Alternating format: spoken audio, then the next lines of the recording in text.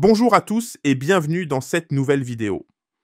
Aujourd'hui, nous allons explorer ensemble la tâche 3 de l'épreuve d'expression orale du TCF Canada. Vous assisterez à une mise en situation réaliste où je jouerai le rôle de l'examinateur et Amel, notre candidate tunisienne, tentera de répondre avec succès. Alors, restez bien jusqu'au bout pour tirer le meilleur de cet exemple et optimiser votre performance. C'est parti. Bonjour Amel. Nous voici à la tâche 3, la dernière épreuve de cette section. Permettez-moi de vous expliquer son déroulement. Cette tâche dure 4 minutes et 30 secondes et ne nécessite aucune préparation. Je vais vous proposer un sujet lié à la vie quotidienne, et votre rôle sera de me répondre de manière argumentée, en appuyant vos idées avec des exemples et des arguments solides pour justifier votre point de vue. Êtes-vous prête? Oui, monsieur Ayoub, je suis prête. Très bien. Alors, voici votre sujet.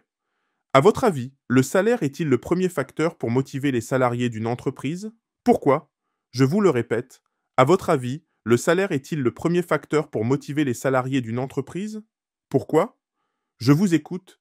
Vous avez 4 minutes et 30 secondes. Honnêtement, c'est une question intéressante, PDG, parce que tout le monde travaille pour gagner sa vie, mais est-ce que l'argent suffit à garder quelqu'un motivé sur le long terme? Je pense que la réponse est plus compliquée que ça. Déjà, soyons honnêtes, le salaire, c'est super important. On ne va pas travailler juste pour le plaisir, on a tous des factures à payer, un loyer, des courses, bref, on travaille pour subvenir à nos besoins. Si le salaire est trop bas, forcément, la motivation ne suit pas. Personne n'a envie de se lever tous les matins pour un travail mal payé où on a l'impression de ne pas être récompensé à sa juste valeur.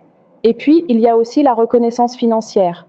Si quelqu'un travaille dur, qu'il fait des heures supplémentaires et qu'il ne voit jamais son salaire augmenter, il va forcément se poser des questions. Il risque même de chercher un autre emploi où il sera mieux payé. Donc oui, le salaire est un facteur de motivation important, surtout quand on compare son salaire à celui des autres et qu'on se rend compte qu'on est payé moins que nos collègues pour le même travail. Ça, c'est quelque chose qui peut vraiment démotiver. Mais maintenant, est-ce que l'argent est le seul facteur de motivation? Pas forcément. Il y a des gens qui gagnent très bien leur vie et qui sont pourtant malheureux au travail. Pourquoi? Parce qu'il y a plein d'autres éléments qui comptent. Déjà, l'ambiance de travail, ça joue énormément. Travailler avec des collègues sympas, dans un environnement agréable, ça change tout. Une bonne entente avec son équipe, un patron qui respecte ses employés, des relations de travail saines, tout ça, ça donne envie de venir bosser le matin. À l'inverse, si l'ambiance est toxique, si on subit du stress en permanence, même avec un bon salaire, ça devient insupportable. Ensuite, il y a aussi la question de l'évolution professionnelle. Beaucoup de gens ne veulent pas juste un bon salaire, ils veulent aussi progresser, apprendre, évoluer. Si on fait le même travail pendant des années, sans possibilité d'avancement, sans nouvelles responsabilités, on finit par se lasser. C'est pour ça que dans certaines entreprises, on propose des formations, des promotions internes. Bref, des opportunités pour motiver les salariés autrement que par l'argent. Un autre facteur qui influence beaucoup la motivation des salariés, c'est le sens du travail et les valeurs de l'entreprise. Aujourd'hui, de plus en plus de personnes cherchent un emploi qui correspond à leurs principes et à leur vision du monde. Par exemple, certains salariés veulent travailler dans une entreprise engagée, qui respecte l'environnement, qui valorise l'éthique ou qui a un impact positif sur la société. Ce n'est pas une question de salaire, mais plutôt d'épanouissement personnel. Ils veulent sentir que leur travail sert à quelque chose, qu'ils contribuent à un projet qui a du sens. Et puis, un autre point important, c'est la reconnaissance. Parfois, un simple merci ou un encouragement du patron peut suffire à redonner le moral à un employé. On a tous envie que notre travail soit reconnu et apprécié. Quand on fait des efforts et qu'on a l'impression que personne ne le remarque, ça devient frustrant. Et cette frustration peut être bien pire qu'un salaire un peu bas. Après, il faut aussi parler de l'équilibre entre vie professionnelle et vie personnelle.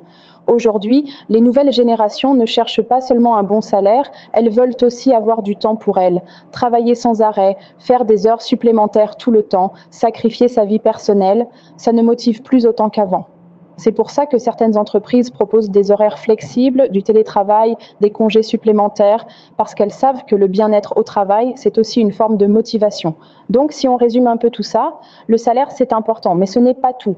Il faut un équilibre entre une bonne rémunération, un bon environnement de travail, des opportunités d'évolution et une vraie reconnaissance. Et certaines personnes vont être très motivées par l'argent, d'autres vont plutôt chercher un métier qui les passionne, un cadre de travail agréable ou un bon équilibre de vie. C'est pour ça qu'il n'y a pas une seule bonne réponse à cette question.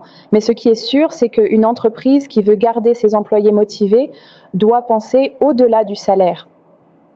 L'argent attire, oui, mais ce qui fait rester un employé sur le long terme, c'est surtout le respect, l'évolution, la reconnaissance et les bonnes conditions de travail. Merci Amel. Juste une question.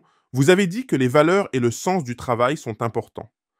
Pensez-vous que cela prime désormais sur le salaire? Honnêtement, je pense que ça dépend des personnes et de leur situation.